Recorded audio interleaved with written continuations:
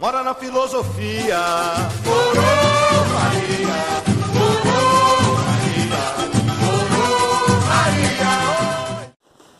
E aí pessoal, tudo bem com vocês? Vamos para mais uma aula aí do nosso curso de Introdução à Filosofia. Após terminarmos o módulo de verdade, você que não assistiu o módulo de verdade, eu sugiro para você que vá lá e assista, né? Obrigado aí pelas devolutivas que vários de vocês puderam nos mandar aí. As mensagens não param de chegar, então eu agradeço muito. Agradeço o apoio de você também que nos ajudou a divulgar esse canal, esse curso. Espero que nós estejamos aí servindo bem vocês, tá certo? Bom, então após o módulo de verdade, nós vamos entrar no módulo de filosofia política. Então nessas aulas agora nós vamos tentar entender alguns aspectos importantes da filosofia política e de alguns teóricos. É óbvio que nós vamos ter que fazer alguns recortes. Eu não vou conseguir falar de todos os teóricos da filosofia política. Eu vou tentar seguir mais ou menos a linha de raciocínio que eu costumo seguir aí com os alunos nas aulas, tá bom? Então eu vou fazer mais ou menos aqueles recortes, talvez um pouco com algumas possibilidades aí que normalmente na sala de aula nós não temos, tá certo? Se você está gostando das aulas, dá um curtir aí, compartilha essa aula para os seus amigos. Você, quando dá o curtir, ajuda a esse vídeo a ganhar mais notoriedade no YouTube. E aí, obviamente, mais pessoas vão ter acesso a esse conteúdo, tá bom? Muito obrigado. Vamos lá. Nessa primeira aula sobre filosofia política, a gente quer trabalhar dois aspectos. O primeiro aspecto é a desconstrução do termo política dentro do nosso tempo, tá? Então, o atual uso da política. E depois a gente vai falar sobre a questão da sociedade, como é que esse trem, como diz o mineiro, surgiu, tá certo? Vamos lá. Política.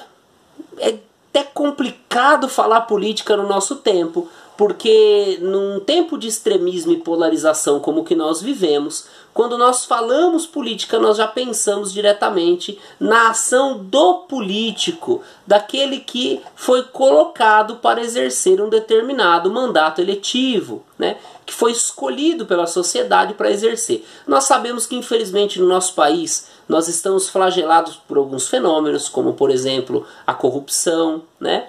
Onde coisas básicas das noções clássicas de política, como algumas que nós vamos abordar, são abandonadas, e o pensar ele deixa de estar ali no comum. Eu vou pensar naquilo que é para todos e eu passo a pensar apenas no meu bem individual. Então, a primeira coisa, política, vem de polis. Polis, esse termo lá na Grécia, lá no grego, quer dizer cidade. Então, política nada mais é do que você cuidar das coisas que dizem respeito à cidade. Na Grécia ainda não, na Grécia no período clássico ainda não existe a noção de Estado como a gente tem hoje. Então lá a própria cidade é o Estado, né? E na própria cidade é que vai se desenvolver todas as relações sociais que nós estamos acostumados a encarar como relações políticas. Porém, o grego tem uma visão de política diferente da nossa, onde política é mais do que um direito do cidadão de estar, é um dever do cidadão colaborar com a polis, né? O Aristóteles condiciona a política, principalmente uma boa política, ao exercício e à busca da realização do bem comum, né? Bem comum, assim falando bem rapidamente, é aquilo que vai beneficiar uma sociedade como um todo, sem que se exclua ninguém desse bem. Obviamente que quando a gente fala o bem comum, ele pode não beneficiar todos ao mesmo tempo, mas a parte importante desse conceito, grava bem aí, é que ninguém é excluído do bem comum. Ninguém está colocado para fora do bem comum, né?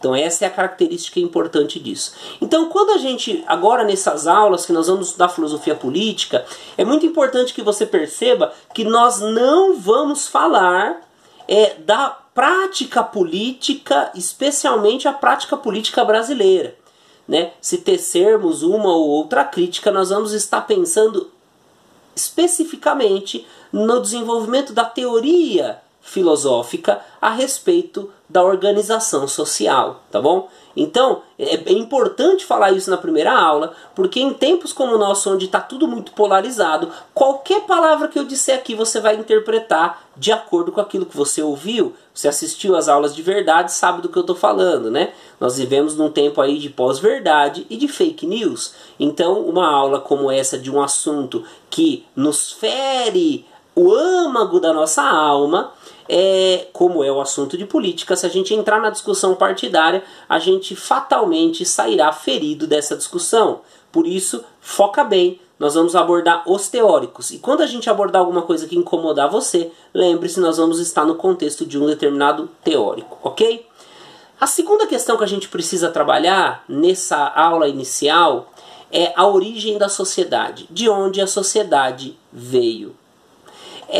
Aqui nós vamos encontrar duas teorias básicas e que são excludentes. Então uma teoria vai excluir a outra. Ou você concorda com uma ou você concorda com a segunda, ok? Quais são essas teorias? A primeira é a teoria que nós vamos encontrar lá no Aristóteles, né? E ela vai se desenvolver durante toda a Idade Média, né?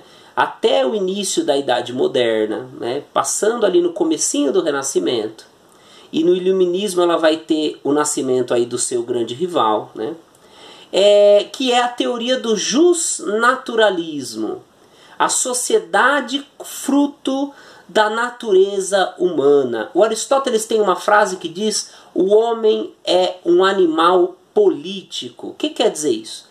Segundo Aristóteles, e aí vai dar sequência depois no pensamento dele, toda a tradição cristã da Idade Média, né, da filosofia da Idade Média, como por exemplo Santo Agostinho e Santo Tomás de Aquino, o homem nasce com uma capacidade / necessidade de se relacionar em sociedade. Nós estamos o tempo todo vivendo em sociedade porque nós já nascemos sociais. Então, para os teóricos aí do direito natural, da lei natural, né, mais especificamente, o homem nasce com essa qualidade, com essa característica de se relacionar, de viver em sociedade, né? Como diz aquela música, não é possível ser feliz sozinho, né? Para essa teoria, o homem só pode se realizar, o ser humano só vai concretamente vivenciar aquilo que ele foi feito para, aquilo que está marcado internamente, que está inscrito na sua natureza, se ele viver em sociedade, em comum com os seus pares, com outras pessoas, tá certo? Depois, aí eu não vou entrar agora nisso, mas depois, na teoria do direito natural um pouco mais contemporânea nossa, já há um desligamento dessa noção do homem como naturalmente social, tá bom? A segunda teoria, e depois nós vamos aprofundar com mais calma, principalmente a opinião desses autores, é a teoria do contratualismo. O que é o contratualismo e como é que o contratualismo encara, né, isso é importante para nós nesse primeiro momento, como é que o contratualismo encara a sociedade humana, o fenômeno social. Para os autores do contrato social, o ser humano, ele não nasce social, ele nasce selvagem. E aqui eu estou generalizando os autores, tá? Ele nasce num estado pré-social. Nesse estado, ele vive ali numa selvageria, né? Os autores até vão discordar se esse selvagem é bom ou se esse selvagem é ruim. Mas, de maneira geral, eles vão encarar como o ser humano nasce isolado, né? Agora, o ser humano ele vai desenvolver com o tempo e com a vivência acordos entre partes. Esses acordos farão com que, para o benefício de todos, a pessoa deixe o seu estado de isolamento e selvageria e passe aí sim a viver em sociedade. O nome que eles dão, e por isso o contratualismo, é contrato social. Contrato é exatamente isso, gente. Acordo entre partes, tá certo? Então, na teoria do contrato social, aqui, ainda de maneira inicial, o que é importante para a gente dizer é: os autores encaram o contrato social como um acordo para que as partes, de alguma forma, se beneficiem e, logicamente, não se prejudiquem. O que acontece no estado de selvageria, segundo esses autores?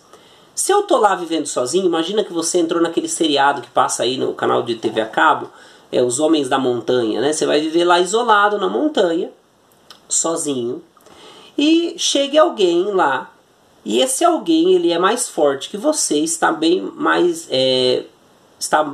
mais armado que você.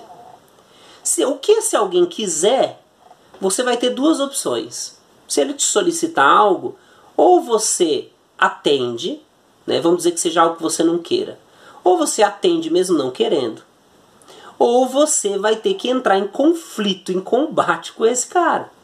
E se ele é mais forte que você, está mais bem preparado que você, o que vai acontecer? Ele vai te vencer. E se você lutar até a morte, você morrerá. O que acontece no contrato?